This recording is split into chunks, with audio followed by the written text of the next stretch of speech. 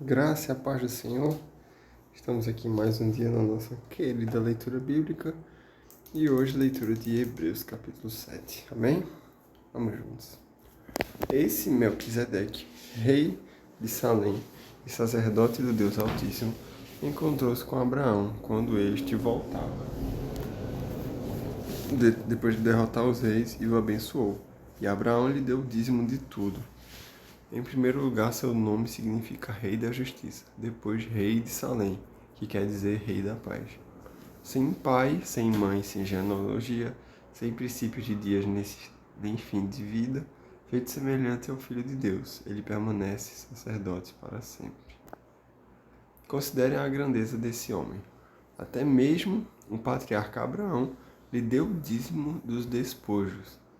A lei requer dos sacerdote entre os descendentes de Levi, que recebam o dízimo do povo, isto é, dos seus irmãos, embora estes sejam descendentes de Abraão.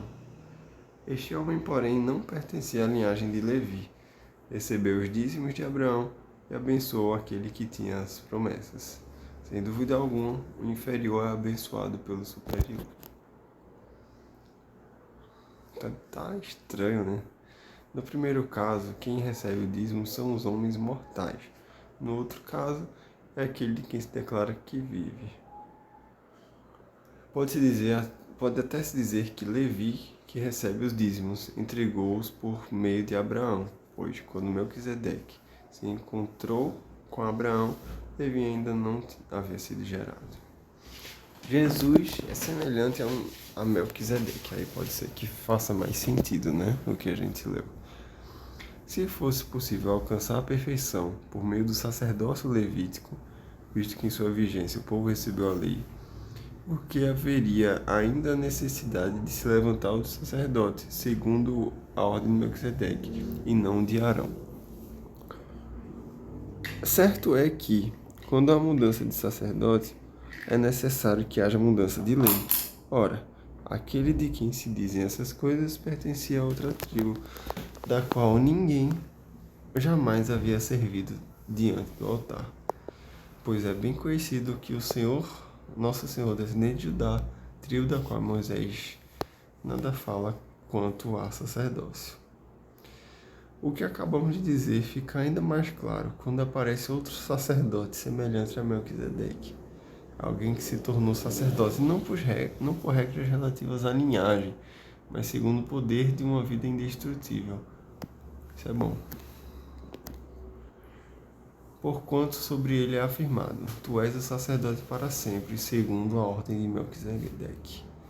A ordenança anterior é revogada, porque era fraca e inútil, pois a lei não havia aperfeiçoado coisa alguma, sendo introduzida uma esperança superior,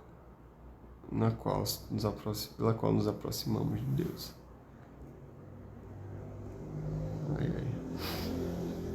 Isso não aconteceu sem juramento. Outros se tornaram sacerdotes sem qualquer juramento, mas ele se tornou sacerdote com juramento, quando Deus lhe disse: O Senhor jurou e não se arrependerá. Tu és sacerdote para sempre. Jesus tornou-se por si mesmo a garantia de uma aliança superior. Ora, daqueles sacerdotes tem havido muitos, porque a morte impede de continuar em seu ofício. Mas, visto que vive para sempre, Jesus tem um sacerdócio permanente. Portanto, ele é capaz de salvar definitivamente aqueles que, por meio dele, se aproximam de Deus, pois vive sempre para interceder por eles. É de um sumo sacerdote como esse que precisávamos, santo, inculpável, puro, separado dos pecadores, exaltado acima dos céus.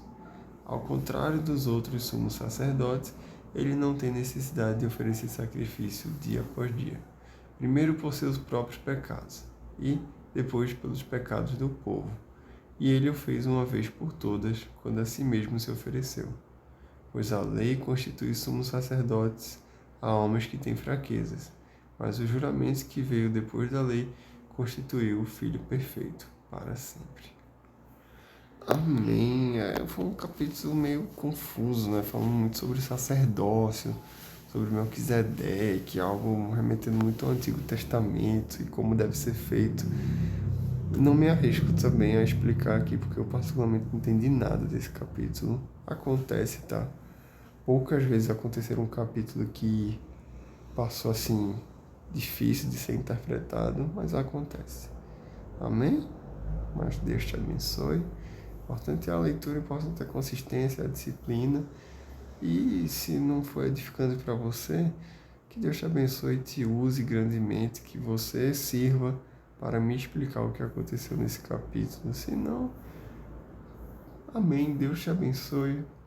Abençoe a nossa vida profissional, espiritual e sentimental. Em nome de Jesus, amém. Fique com Deus e até amanhã.